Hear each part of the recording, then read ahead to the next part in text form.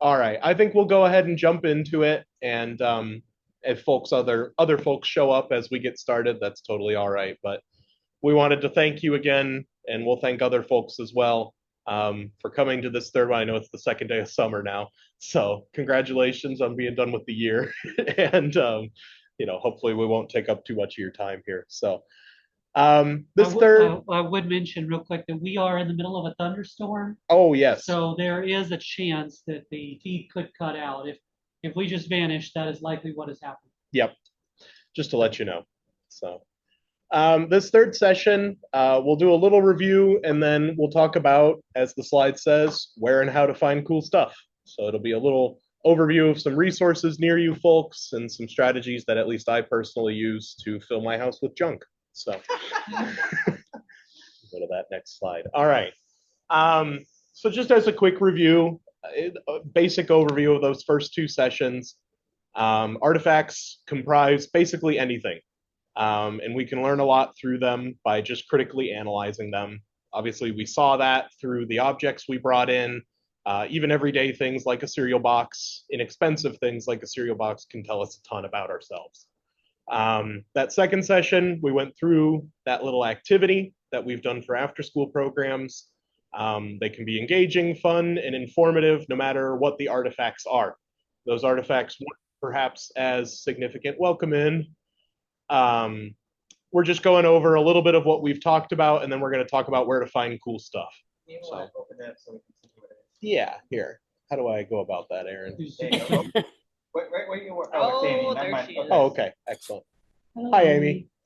Hi. So that second session, we talked a little bit about those critical thinking skills, kind of applying them in a classroom setting, and demonstrating an activity that can be done, like that says, without complex tools or significant artifacts. So basically, you can pick something up off the street, you can tell stories about it, you can draw conclusions from it, and you can make it engaging no matter what it is. Anything can be historically significant. So that makes searching for things a heck of a lot easier. Um, so now we'll start getting into like objects and what you should look for. So I threw on a picture of Tupperware. Tupperware is a wonderful example of a very commonplace thing that you will find at every thrift store that tells so many great stories. Tupperware is basically the first MLM as we know them today. But they were also a way for women in the early women's liberation. MLM is like a multi-level marketing scheme. So, the Advocare would be one, LuLaRoe, pyramid schemes, yeah. Um, but they were, in the early part of the women's liberation movement, a way for women to make some income independently. They were an expression of home economics. They're a really wonderful encapsulation of the 1950s, 60s, 70s, 80s. And it's super accessible. So something day to day like that, that can tell a story that you can find cheaply, is the type of stuff you should be looking for. So the strategy I often use is if I go into a thrift store or an antique store or any of these places we'll talk about, I just try and tell myself stories about something as I walk down an aisle. I'm looking at piles of junk and I'm trying to do that little bit of critical analysis we did in the first session on the fly. It's like a muscle. You work it more and more, it gets pretty instinctive. So, as you go, you'll get better at it, but just try and tell yourself stories as you go through. Sometimes you'll see a piece that's been used a lot that has, marks and wear and that kind of stuff. And sometimes that can be more helpful towards telling those stories. But really, just try and get creative with those objects as you're going through. Those marks also might mark it down. Yes. So that you can get it for cheap. Yeah, and you can find things for cheap. So this does not have to be an expensive exercise. So we'll talk a little bit about where to go. I have a go-tos.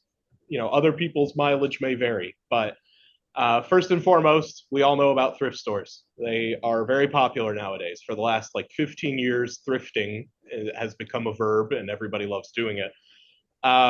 There are chain thrift stores and there are more independent thrift stores. Examples of chain thrift stores would be like the Salvation Army, Goodwill, stuff like that. Those places nowadays tend to actually do research. And the extent of that research is just about using Google Lens to identify objects. But they now mark up things that are old or expensive. So there are less places for bargains nowadays. That doesn't mean you can't find them there. You know, our Salvation Army here in town does less of that. This is more of a rural area, so we can still find junk there. But it depends on the place, especially down by the city. I think you'll have less luck at Salvation Armies and Goodwills. What you'll want to look for are your little independent thrift stores. Animal shelters tend to have these. Churches tend to have these. Places like that, you know, especially in rural areas or smaller towns, will tend to have old stuff and just in junk piles. And there's a lot more to dig through at places like that. Using Oneonta, where we are as an example, population peaked here in the 1970s and has been in a decline ever since. That means that objects from the 70s are theoretically more plentiful than objects from now. That makes finding old stuff easier. So it's just something to look at. If you're in one of these former industrial towns, the Rust Belt, that kind of thing, you'll find more old, cool stuff. That then leads into antique stores. If the thrill of the hunt is in fact not a thrill to you, and you don't want to spend your time looking for things, antique stores are the way to go. They are more expensive, but you get what you pay for in the form of curation. Every booth tends to have an aesthetic. Every booth tends to have a bend to it. You know, it's what that person likes, what that person knows about. And as a result, it's sort of cultivated. It's curated for you. This is probably a better starting point than thrift stores for someone that's trying to learn how to flex that critical thinking muscle, the critical analysis of objects muscle like we did in the first session, because you can take it for granted that objects in the antique store are at least theoretically vintage or antique and have a story or a little bit of significance behind them because they're worth $10 instead of 5 cents. Yeah, is there chat going? Is that not gonna? Oh yes, yeah, the SPCA, absolutely. We found some good stuff there. It's worth noting that the SPCA up by Cooperstown is a little bit more expensive. When you're by more expensive areas, areas with nicer houses, with people with higher income, the thrift store is going to scale accordingly. So, you know, pay attention to your surroundings as well. Yeah, antique stores are a good place to start. You'll save on brain power, you'll save on time, and you can kind of take some things for a given, and you can expect to find more because of that curation. If you want more of a balance between that and you still want to find bargains, flea markets are a good bet. You have to imagine that their overhead is lower. They're paying for a table for a weekend instead of a booth and a percentage in an antique store. So their prices are lower. Right. But these people still do a little bit of curation. They're deciding what to bring to the flea market. So that's a really nice balance between the two. My best stuff has come from flea markets. If we go back to session 1, the helmet, the cereal box, and yeah, the helmet and the cereal box at least were from flea markets down in Texas. Those are seasonal, and obviously they're not going on every day. So it's worth keeping an eye on Facebook. It's worth keeping an eye on, you know, whatever social media you use to find the dates of those, and they'll be publicized there. If you have people that you've met locally or you've picked up a business card at an antique store, you can always ask that person too if they set up at flea markets. The answer is usually yes, and you can get the dates and times from them as well. Keep in mind with flea markets, if you want the good bargains and you want to find cool stuff, for me, because I sell stuff on eBay, this becomes a consideration. Expect to wake up early. Expect to get out there at 6:30 in the morning on Saturday. So you're one of those. I am one of those, unfortunately, yes. So then finally, yard and estate sales.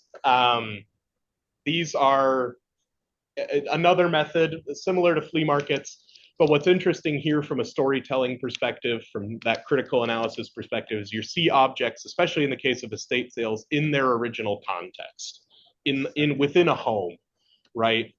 Sometimes that's obviously very sad, right? It can be a poignant thing, but those emotions that you're pointing to are also ways that we can connect to history. So it's important to, consider those.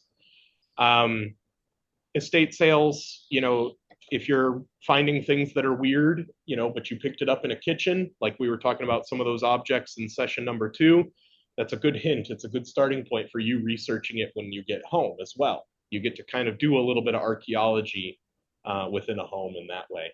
Yard sales are similar. They're much smaller scale, but you're talking to the original owner of the item and you can ask, when did you get this? What is it? That kind of thing to them. And they'll probably at least have some knowledge of that. So that can help with those aspects as well. Go ahead. Yeah, well, I guess my question for you is, if you are a teacher, Yeah. which means that you're on something of a budget, Right. and that also means that you don't have any time. Is there ways that you could curate this process? Like, would you suggest bringing something like Google Lens Yeah, and like trying to like let it do the work for you? for sure. Yeah. Because when I go to these places, I tend to be overwhelmed by not having any clue whether the prices are good or not. Yeah. Yeah. So there's some ways you can do this. Google Lens is a newer tool.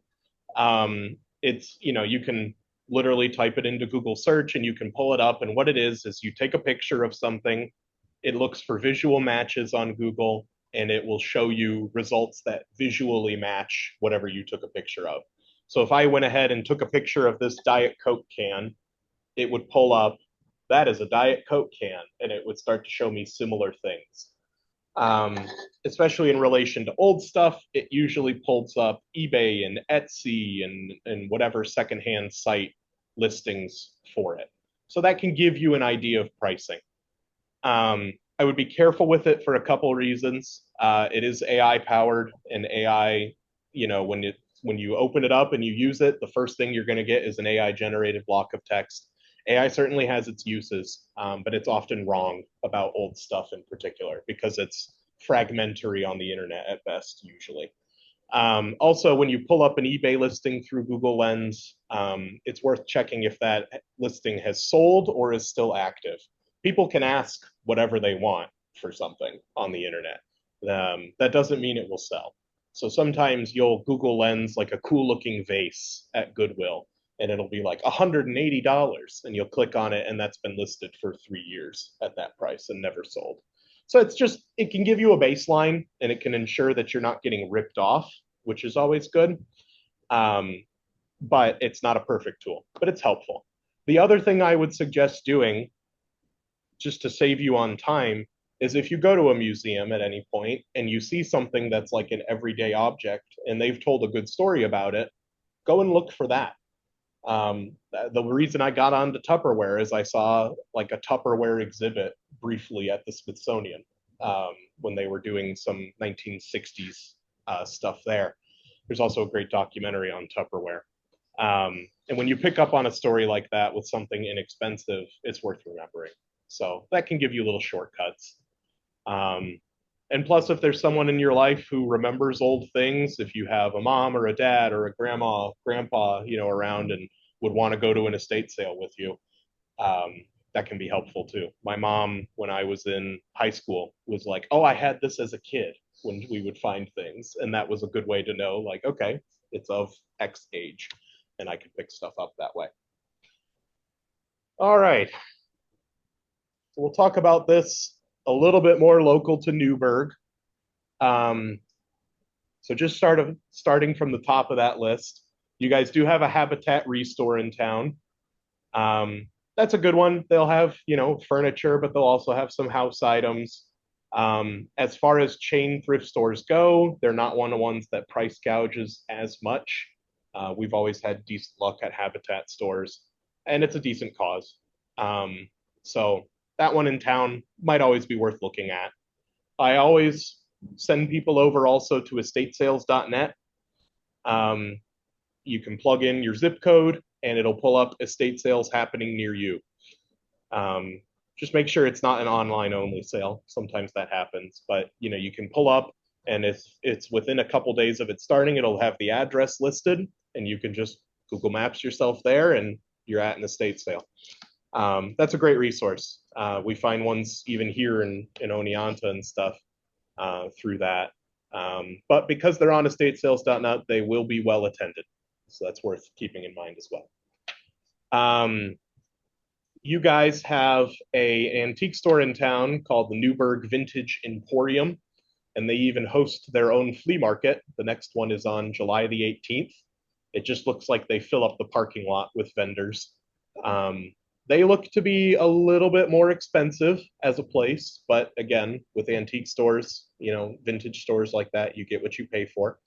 But it might be worth taking a look at.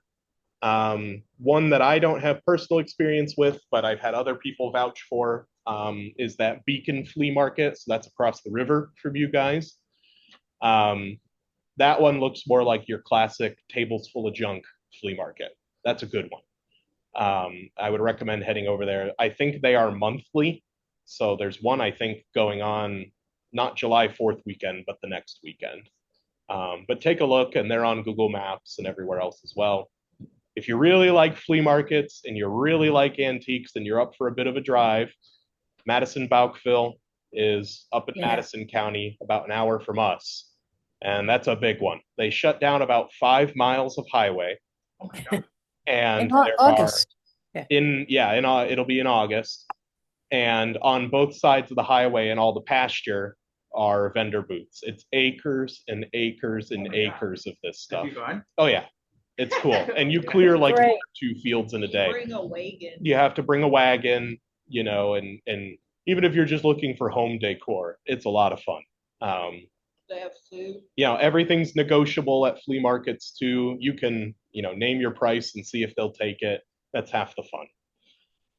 And then a little bit north of you guys, we had good luck at Hyde Park Consignments. That is in, as it would suggest, Hyde Park.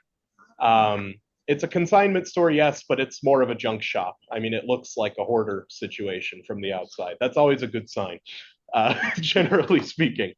And so you go in there, and I recall, if it's not clear by now, I like helmets a lot. And they had a whole wall of vintage coal miners' helmets with carbide lamps on them. Something like that would be an awesome thing to bring into classroom. Kids would love that. And that whole shop was just full of stuff like that. So definitely recommend that one. Yeah, if it looks like a hoarder situation, go in. It's worth it. All right.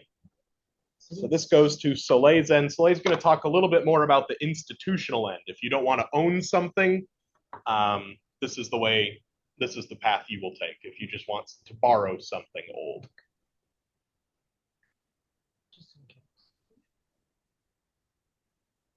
How do I undo what I did? I clicked on the actual slide. Go back, probably. Can I just say something real quick? Yeah. Absolutely. I was just thinking, like we do a lot of, you know, like when we do field trips, we ask for donations, right? Like our way of paying for it. I don't know if it would work or like how many people would participate, but I was just thinking it, you know, might be interesting to, you know, maybe send something out to families and say, oh, if you have anything, you know, older that you'd be willing to donate for whatever, you know, our cause or whatever, that might be something to throw out there one day. Yeah, absolutely. I can say, so I went to grad school in Cooperstown and the Museum Studies program through SUNY Oneonta.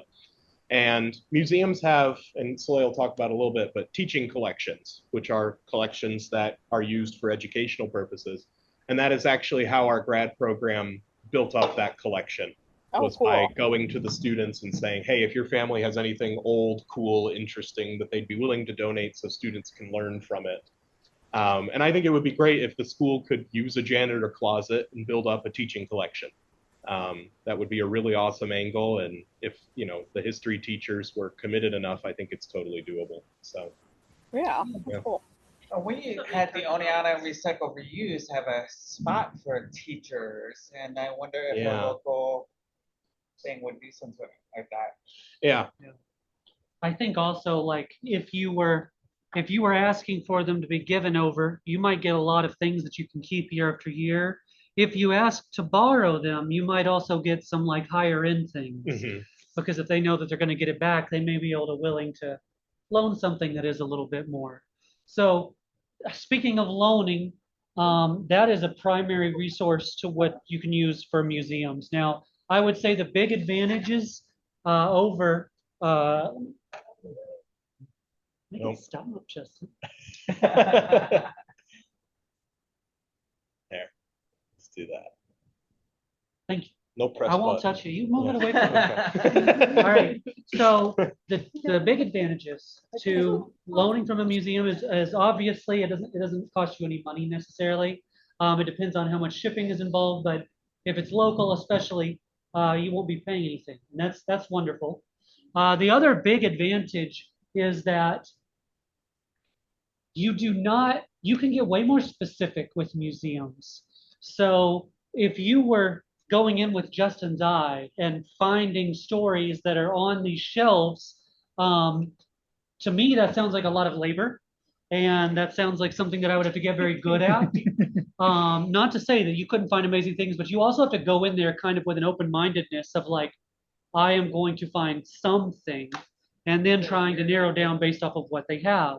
But like, let's say that you like that cereal box, you wouldn't necessarily be able to go to an antique store and say, I'm going to walk out of here with a cereal box, or even more so, like a thrift store. You're not coming out with an antique cereal box, even if you visit 100 of them. You might get lucky and you might find one of something like it, but you can get really specific with museums because a lot of museums have digitized collections, so you can kind of get an idea of what they have ahead of time. And two, museums kind of advertise in their very being the type of stuff they are going to have inside of them. Now, there are a lot of different kinds of organizations besides just museums that I'm kind of including in this bubble, but historical societies and especially like national programs and services also offer this. So I'm going to go over some of the kind of ups and downs of this. At Hanford Mills, for example, Kevin is our collections manager. And so that means that he has essentially the final say over all of the collections, and he decides what goes where. Now, granted, if there was something specific or a very big move, the executive director would have authority over him. But for the day-to-day stuff, the executive director doesn't even know what's going on there.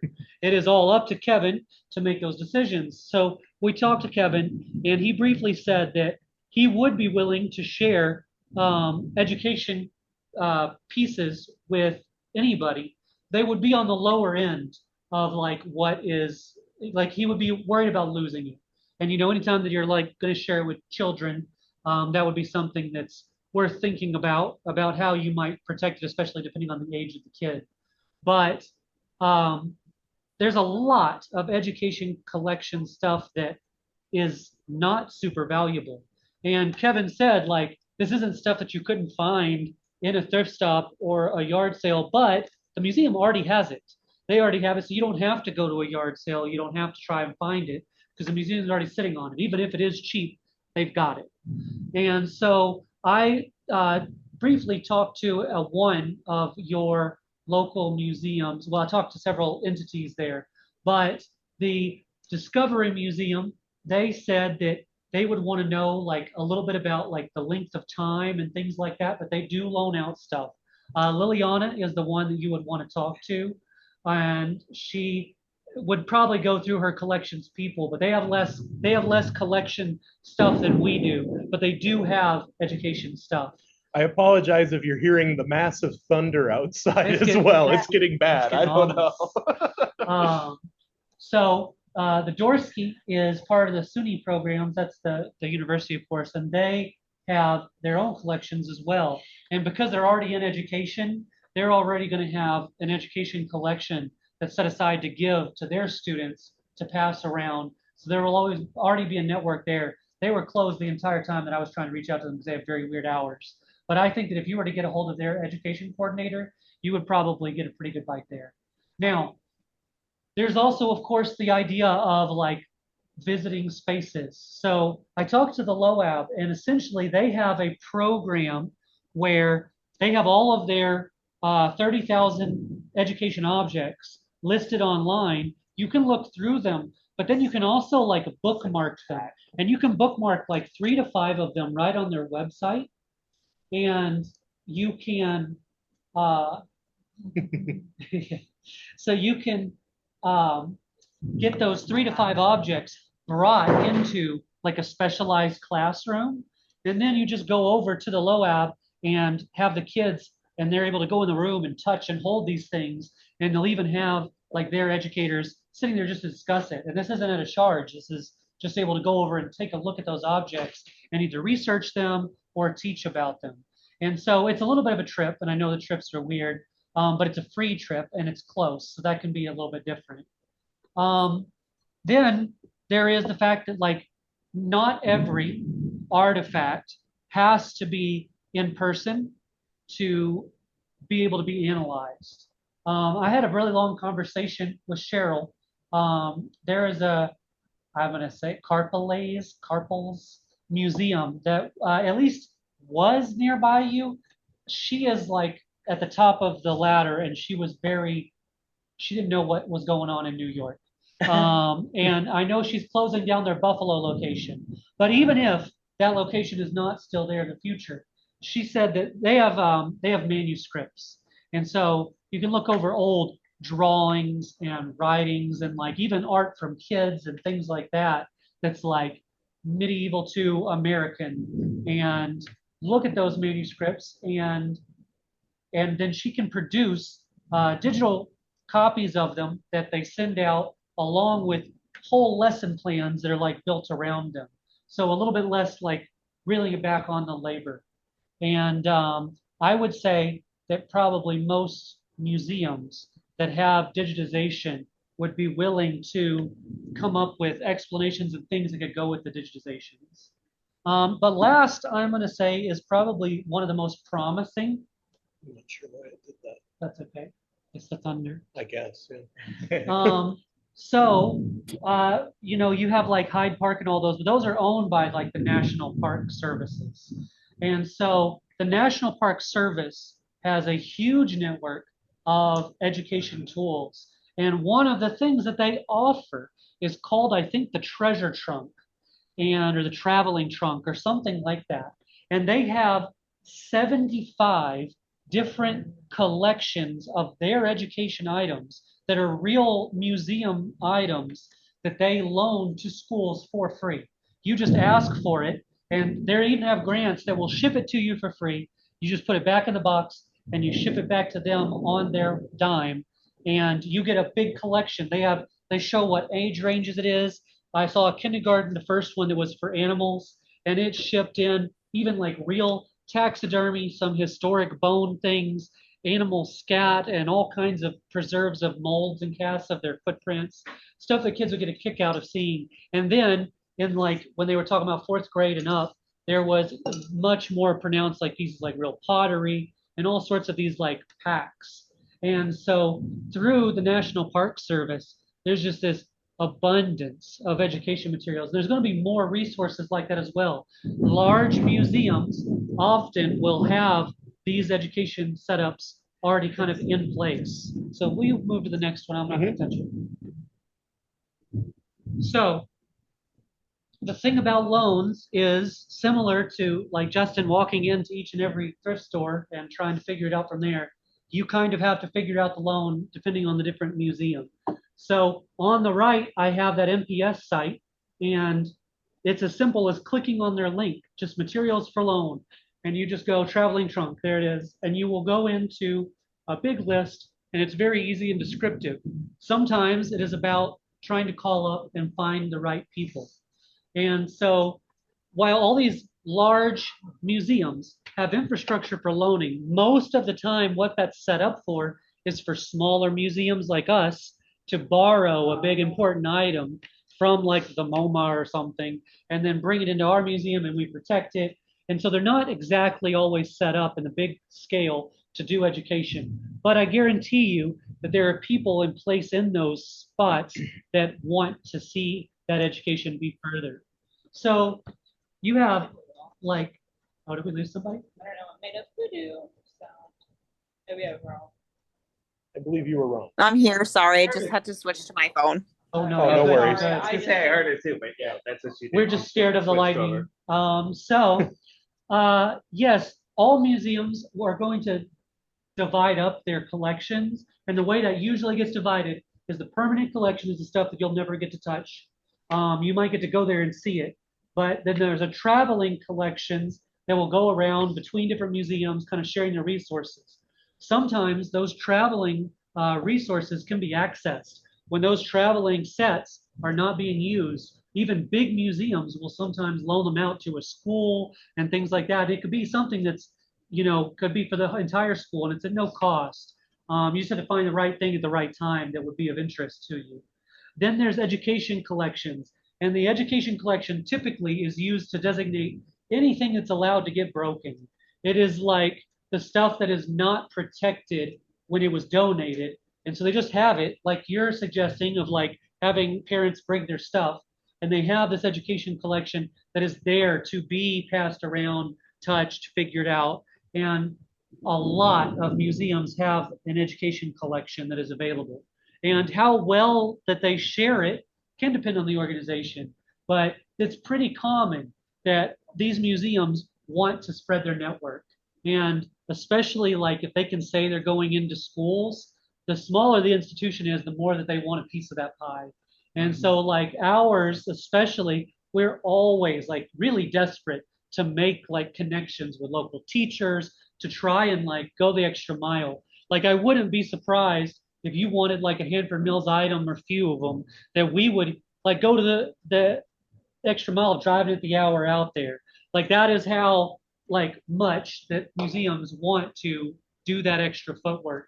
And that's good because like if you could get a person to just describe some of those items, then you're not having to do as much of Justin's professional storytelling experience. Now, granted, now in just one day, Justin explained to us how to look at things through the lens and kind of do this for ourselves. So it isn't incredibly hard to do that, but you could also use, like you're saying, have Justin do that. And I don't just mean Justin in particular, but if you have an item that is relevant to a museum and you send them a picture, I guarantee you they will gobble up getting to talk about it. All right. They were all nerds and they really, really want to talk about like collection stuff at museums.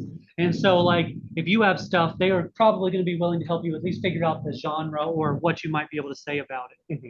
And so they're a great resource. But when you are looking at these, the people that you want to make contact, you can almost always go to a museum's website and go to the contact list, and they will have like an about us or something that lists out the individual people. And you don't want to go just like calling and then like talk to the director. They're the last person that you really want to talk to because they're good at saying no. But education people, they get to talk about their stuff. They get really excited. Collections people love to share and talk about their things all the time. So like if you kind of skip the director and you find education coordinators, collection managers and coordinators, those people are like gonna jump at opportunities, especially at smaller museums.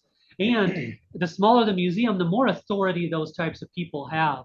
Like the Delaware, what is the Delaware's little museum thing? What is that called? DCHA. DCHA.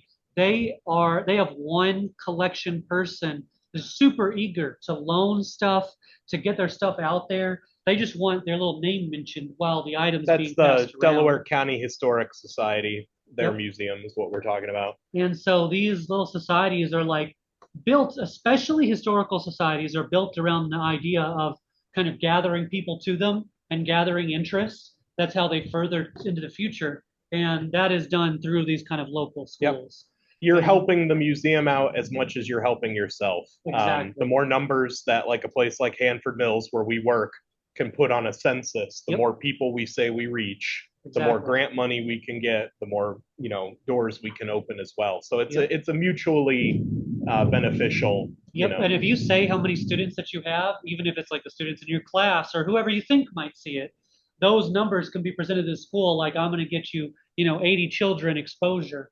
And that's really big for them. Yep. And so it's an easy case and an easy sell. Absolutely. I think that's about it. Yeah, You know. I imagine that's about what we've got. For our person that just joined us, we kind of went over how you can find stuff yourself and then also the loaning process. And I can go back to a couple of these slides as we wrap up. Yeah, sorry, I got lost track of time. That's all right. That's all right. It We happens. appreciate you being here. It's just summer break, so. Yeah. Yes, thank you. What have I done? Oh, there's an Draw on it. Yeah, I can draw on it, I guess. So basically, geez, Louise. All right. We went over some promising local options for finding old stuff and cool stuff yourself. So just to go back over those a little bit, there's the Restore in Newburgh. I like estatesales.net. You guys have the Newburgh Vintage Emporium over there. They have a flea market in the summer too. That's all out in the parking lot. Even if you just want vintage clothing, that seems like a cool place to go. Beacon across the river has a flea market on an ongoing basis. All the way up north in Hyde Park, there's a good consignment shop. And Madison Bouckville is a good massive antique market. So if anybody wants a screenshot of this slide, we'll keep it on there for just a second, and then we'll go over to Soleil's resources for getting loans for classrooms. Just a second, just in case. Boy, that thunder. Yeah. We are getting a massive thunderstorm as well, so if we lose connection, that'll just be it. So I think we're getting ours next tomorrow. Okay. Yeah, it'll probably be whatever's coming here, I imagine. So, all right, we'll switch over to this right here. So, lady, you want to do a quick? Yeah. So you have some local resources right around you. That was Children's Museum. Now it's Discovery Museum, and the Doorsky that's inside the SUNY New Paltz. Those are automatically going to be great places to do free borrowing and loaning from. And then the LOAB does like free visits where you can visit their stuff and you can actually pick it beforehand. So you can even have the kids look online and try to like find an item in the 30,000 collection that they like. And then like, let's say you had 3 kids groups, you could have each group pick one item and then they'll actually bring the real item and let the kids go look at the item that they picked and kind of connect that history. There's a lot of places that will also give you digital reproductions of things, and they can explain the whole history behind it and do some of the groundwork for you, which is really nice. And then I mentioned that the National Park Service has a link right there to their education, but you can also just type in the National Park Service and teaching, and they have whole little kits that they give you for free. They loan them out, and there's 75 different themes, and they bring you all these collection items that you can pass around to your kids as well. And so they just deliver them right to you, and you're not out any money. Yep. So the long and short of it is there are a ton of ways to get cool old artifacts of any kind into your classroom, be that through owning them and finding them and sourcing them directly, or having them loaned by a museum or institution, or shown digitally, or so on and so forth. So at this point, if you guys have any questions about anything we've covered in the 3 sessions, now's the time. Will we survive this thunderstorm? Yeah, I don't know if I'm worried about my gutters at home. It'll be all right. I do have a program about it that I can throw in the chat. Yeah. Yeah. And so ask questions as I put the program eval in the chat. Yeah. Yeah, the program eval is through CRTC. Yeah, and for our purposes, we want you to be as honest as possible. Like, it's not about, we pay them no matter what. So we want to know what programs you're looking for and need and are valuable. So good feedback is good for us. Mm-hmm.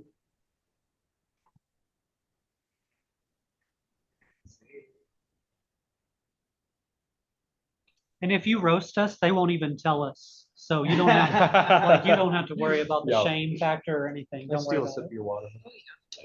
I don't have any questions, but I thought this was a really interesting class. So I really enjoyed it. We appreciate that. And did you say you're putting something in the chat? Yeah, I'm getting to it. He just got the link. He's finding it. Would you be able to send it in an email also? I'm just picking up my car because the tires were bald. So once we log off, I'm going to lose it. Yeah. Yeah. Did you hear that, Aaron? Yes, I can do that, and I'll send it out through Frontline or whatever too. But Thank you so much.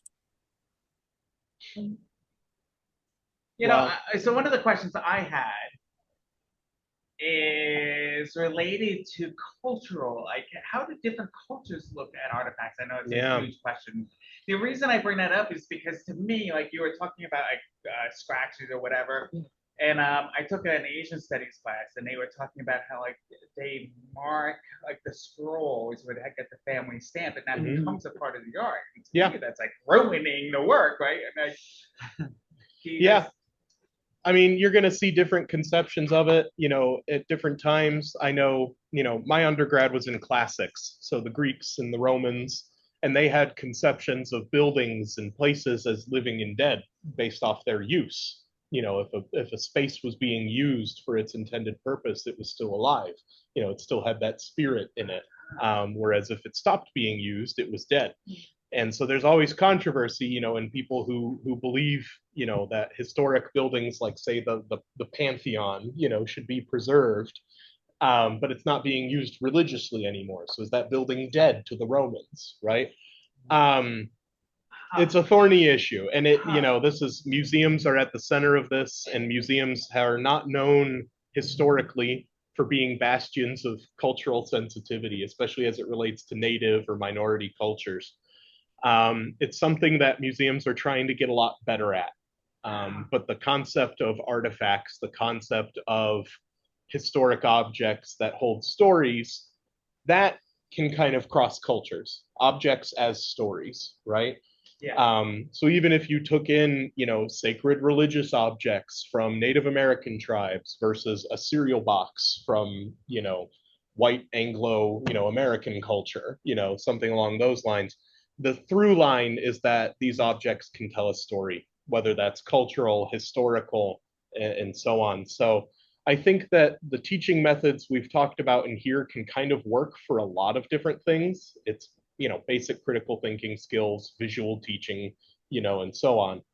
And that sensitivity is just something that you should add on an object by object basis. If you have something culturally sensitive, preface it, explain it to the kids and have them, and sometimes you can make comparisons by analogy. Yeah, and I do think that cultural awareness is good to bring to the kids. Yes. Like, I think that not shying away from the fact that there are multiple perspectives to looking at these items is really important for kids to catch on to as early as possible. Yep. So that they're not just thinking that their way is the best way. Yes. I remember doing or seeing an exercise that was done in classrooms for middle schoolers that would use photographs or drawings of objects where it was permissible to have photographs or drawings of Native American lineage.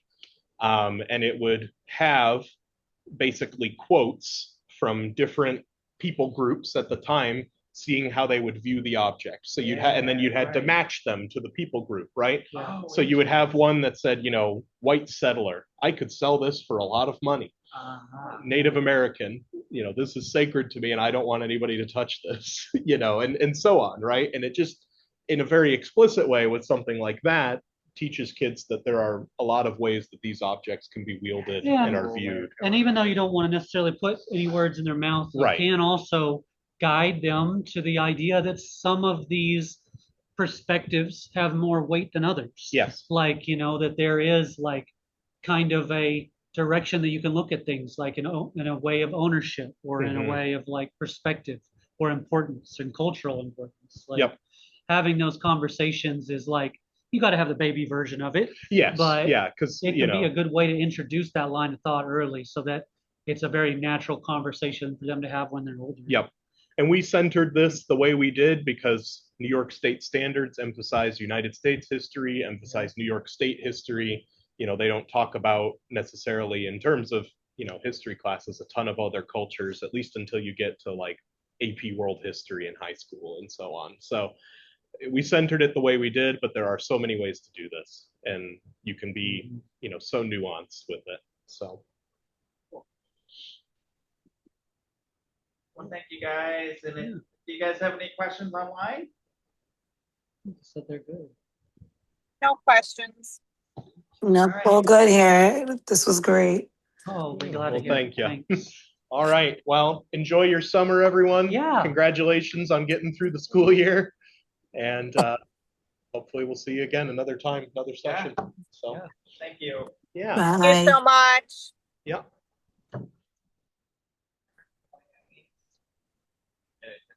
Share. Yep. Out. Bye. Okay.